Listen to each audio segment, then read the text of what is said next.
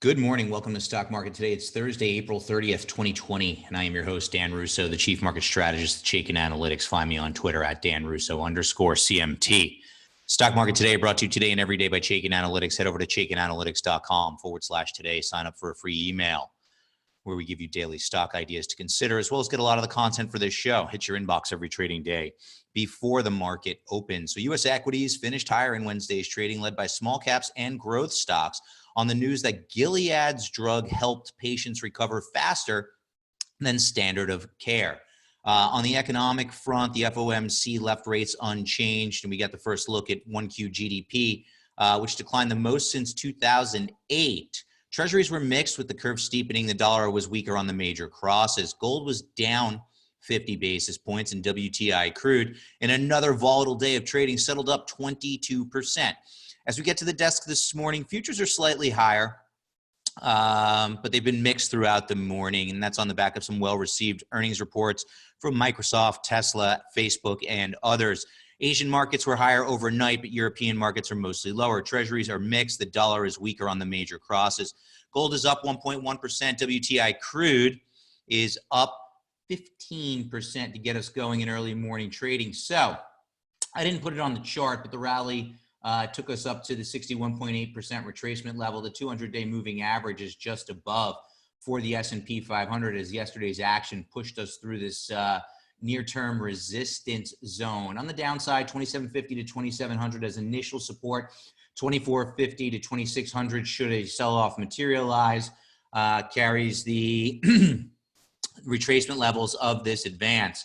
So just something to keep in mind here, some key levels that we are highlighting here in the near term, as well as bigger picture. On the upside, resistance 2950 to 3005. We'll call 3005 roughly where the 200-day moving average is settled out. We are near term overbought, and Chaikin money flow is bullish. So the rally persists unrelentingly.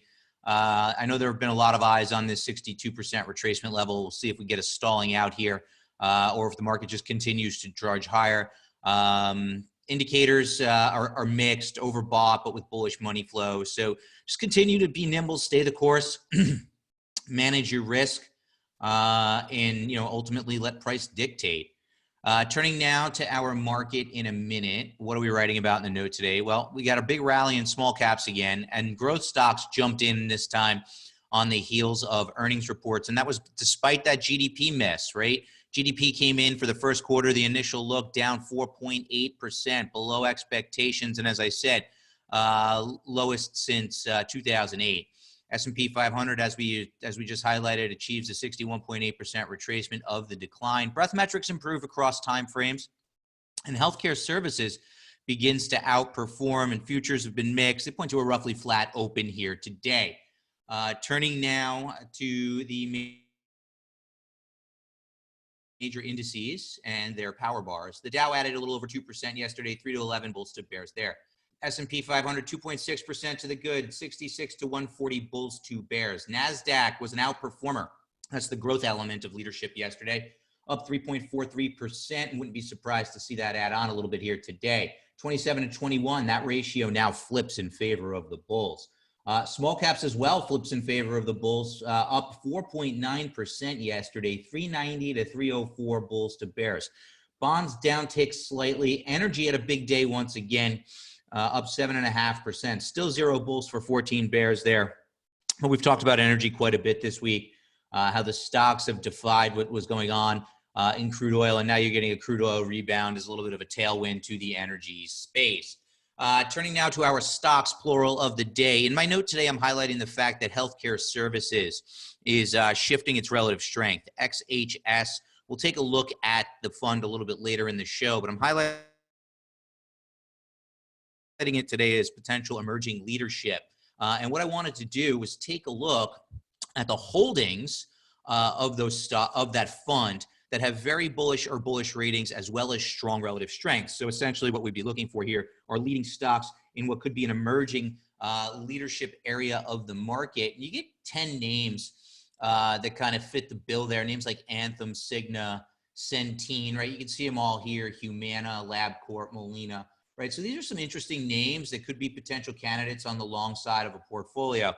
as of today, Cigna, Centene, and Humana are oversold based on our overbought, oversold indicators. So if you're looking for leadership in this market, if you're looking for strong stocks that are in an emerging area of the market that could be coming out as leadership, here are 10 names for you to take a look at, do some additional research and analysis. And I'm highlighting this group in my note today, notwithstanding the market tagging the 62% retracement level. For those drilling down on the names, I mean, these are names that you want to consider, right? You want to do some research here, dig in, right? Big universe of stocks out there. Always helpful to have a somewhat systematic method of identifying where the leadership could be. And these 10 stocks, to me, definitely warrant our attention and possibly more work as potential long ideas.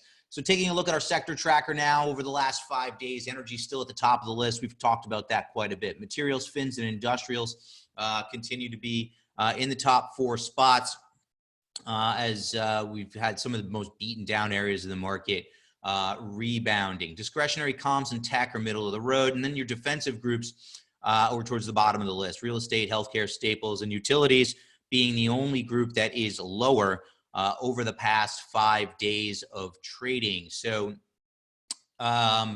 potential signs of leadership shifts, right? We're going to continue to watch them as we've been saying all week. Right now, tough to say whether it's counter trend within the context of bigger picture downtrends, but we want to sit up and take notice, especially when groups like energy do what you don't think they should be doing, which is go up in the face of a precipitous decline in the price of their underlying commodity. Taking a look at our industry in focus now, biotech services. Now, this is a group that I highlighted last week in one of my notes for clients. It's been an outperformer over the past 6 months, right? So if you're looking for leadership, here it is. The XBI is the ETF, outperforming the S&P 500 by 21.5% with a strong power bar ratio. 36 bullish or very bullish stocks for only 17 bearish or very bearish stocks. And that gets it a rank in the top third, number 7 of 21 subsectors that we track. Has moved down 5 slots over the past week, but some names there, right, that you may want to dig in, do a little bit more work. Alexion, ALXN, Biogen, BIIB, and Vanda Pharmaceuticals, VNDA, all have very bullish Chaikin power gauge ratings. And as we kind of look at the fund itself, XBI, again, the SPDR S&P Biotech ETF has a very bullish Chaikin power gauge ETF rating. We discussed the power bar ratio. Fund is in a strong trend above a rising long-term trend line as it consolidates just below recent highs, right? So we want to pay attention here as the fund works off an overbought condition and moves towards oversold levels. We have a very bullish ETF leading the market with bullish money flow, working towards an oversold condition as it consolidates up here near the high. So big rally off those lows, a little bit of a consolidation, but this is certainly a leadership group within the marketplace. No two ways about it. Whether you're looking at the funds, whether you're looking at the stocks themselves, if you're going to dig in on biotech stocks, though, I always advise, my thought is that you dig in, right, on the individual names and the individual stories and make sure you're well aware of what are the potential catalysts. Turning now to our trending names. Yesterday's S&P 500 gainers and losers. Norwegian Cruise Lines, part of the reopening basket of stocks, up 25% yesterday. Noble, NBL, up with the price of oil. Didn't see anything company specific there, 23.31%. APA, up 22.3%. FTI, up 16.5%. All these stocks are still bearish. Again, fundamentals around the energy patch has not changed all that much, but we got to sit up and take notice of price trends. And then Diamondback, a long time, very bullish stock, now has a neutral rating here at Chaikin Analytics, up 16.3%. I do note that it did catch an upgrade earlier this week. On the loser side of the board, Hasbro reported earnings. Investors take 6.3% out of that stock. SBAC down on the American Tower print. These cell tower companies have been strong of late. A little bit of profit taking there. SBAC gives back 4.5%. Akamai earnings report and a downgrade today. Stock down 4% yesterday on the back of their earnings report. SJM, nothing company specific there. Stock down 3.75%. and CHRW is a very bearish stock that lost 3.7% yesterday on the back of some reported volume statistics. We'll note, though, that it did catch an upgrade here today. So let's look at the charts now. It's Thursday. We do market breadth on Thursday, and breadth continues to improve across timeframes, really. The percentage of stocks in the S&P 500 above their respective 200-day moving averages, getting back above that key 30 level here in the near term. Generally sustained breaks down here are not healthy for the market in general. And if we can get back above them, that would be a continuation of bullish sign and confirmation of the trend. In the intermediate term, the percentage of stocks above their 50-day moving averages, their respective stocks for the S&P 500 is over 75%. Again, generally forward returns look okay when this metric crosses above the 75% level, at least in the near term. And then even on a shorter term basis, we look at the percentage of stocks that are above their 20-day moving averages, their respective 20-day moving averages, and that's at 90%. That honestly is a little bit overdone in the near term. Again, so that's kind of interesting as the market's hitting the 62% retracement level of the decline.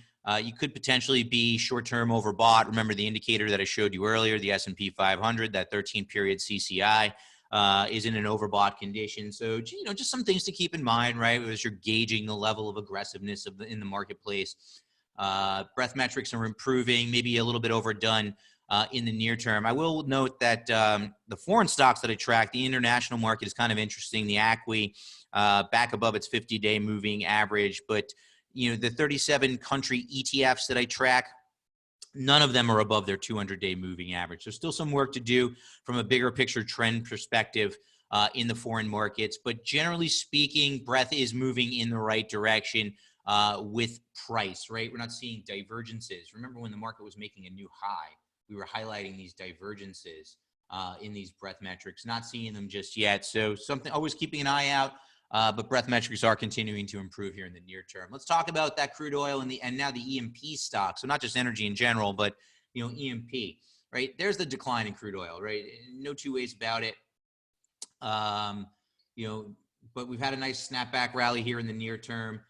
After actually going negative, right? This is a blend of contracts, but the front month contract went negative, and still some work to do below the $20 level as far as I'm concerned.